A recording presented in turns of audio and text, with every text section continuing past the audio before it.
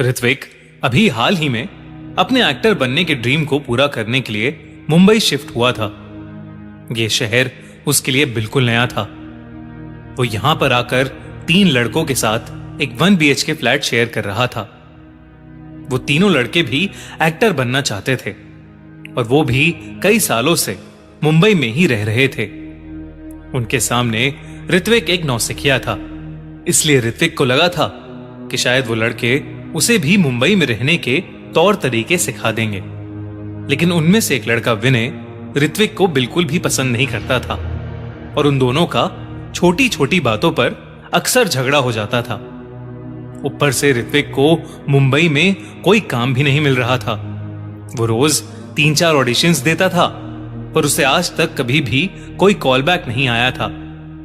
अब ऋत्विक बहुत उदास रहने लगा था। एक बार विनय ने उसके साथ एक प्रैंक करने का सोचा। उसने एक फेक प्रोडक्शन हाउस की ईमेल आईडी बनाकर ऋत्विक को उस आईडी से एक ऑडिशन मेल भेजा। उस ईमेल में लिखा था कि ऋत्विक को एक नई हॉरर मूवी के लिए शॉर्टलिस्ट किया गया है। उस ईमेल को पढ़कर ऋत्विक की खुशी का ठिकाना नहीं रहा। इतने वक्त से वो ऐसे ही किसी मौके का इंतजार कर रहा था। एक्साइटमेंट के चलते उसने उस ईमेल का तुरंत ही रिप्लाई कर दिया।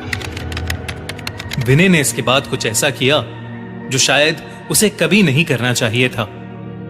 उसने एक और मेल किया जिसमें उसने ऋत्विक को ऑडिशन की डेट, टाइम और जगह बताई। मेल में लिखा था कि ऋत्विक को अगली रात 11 बजे डिसूजा चौल पहुंचना था।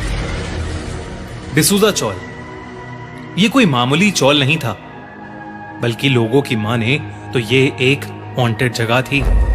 इस चौल में रहने वाली एक औरत की कुएं में गिरकर मौत हो गई थी और उसके बाद से उस चौल में भयानक चीजें होना शुरू हो गईं। पड़ोस में रहने वाले लोगों ने रात में बाहर निकलना छोड़ दिया था।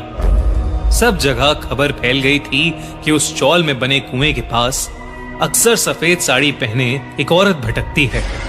मुंबई में रहने वाले ज्यादातर लोगों को इस चौल के बारे में पता होता है, पर ऋत्विक डिसूजा चौल के बारे में कुछ भी नहीं जानता था।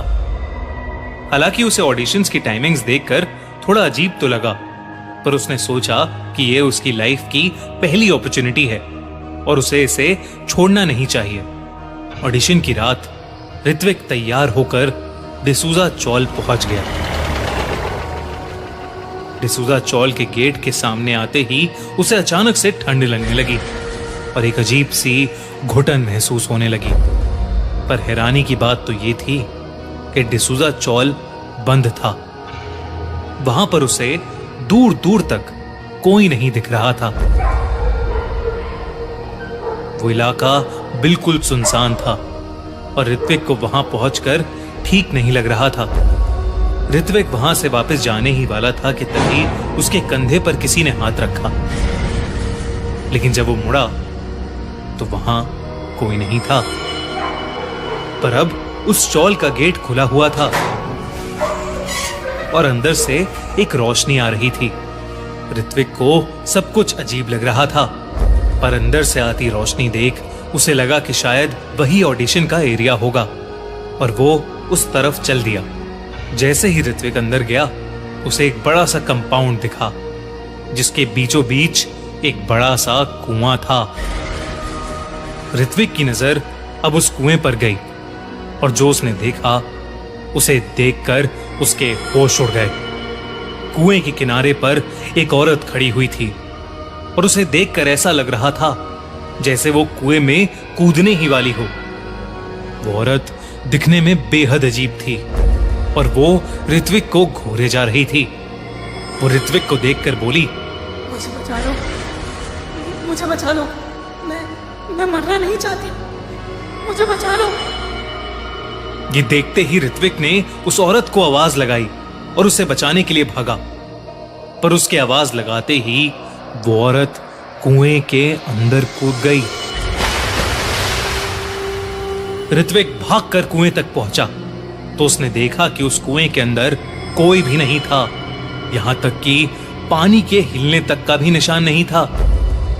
ऋत्विक बहुत घबरा रहा था क्योंकि उस औरत को कूदते हुए उसने अपनी आंखों से देखा था। कुछ वक्त तक उस इंसिडेंट के बारे में सोचते हुए ऋत्विक वहीं खड़ा रहा, लेकिन फिर वो वहां से जाने लगा। उसने जैसे ही अपने कदम वापस गेट की तरफ बढ़ाए, उसे पानी में कुछ हलचल होती हुई दिखाई दी। ऋत्विक ने फटाफट अपने फोन की टॉर्च ऑन की और उस कुएं में झांक कर देखने लगा। अचानक पानी के ऊपर से एक सड़ा गला इंसानी हाथ आया और उसने ऋत्विक का हाथ पकड़ लिया। वो हाथ उसी औरत का था, क्योंकि उसकी कलाई पर चूड़ियां थी। ऋत्विक उस गले हुए हाथ की जकड़ में था और वो बुरी तरह से डर के मारे हाफ रहा था। उसने किसी तरह अपना हाथ छुड़ाया और कुएं के पास ही गिर गया। देखते ही देखते वो डूबती हुई औरत बिना किसी रस्सी के कुएं की दीवार से ऊपर चढ़ने लगी। उसका पूरा शरीर गला हुआ था और उसका चेहरा बहुत ही ज्यादा भयानक था। ऋत्विक के पैर वहीं जम गए। उस औरत को ऊपर आता देख उसकी जान सूखी जा रही थी। वो औरत अब कुएं के ऊपर आ गई और ऋत्विक को घूर कर देखने लगी। उसने ऋत्विक से कहा, तूने नहीं बचाया ना मुझे, और उस रात भी मुझे कोई बचाने नहीं आया। मैं तड़प तड़प कर मर गई। अब तू भी वैसे ही मरेगा।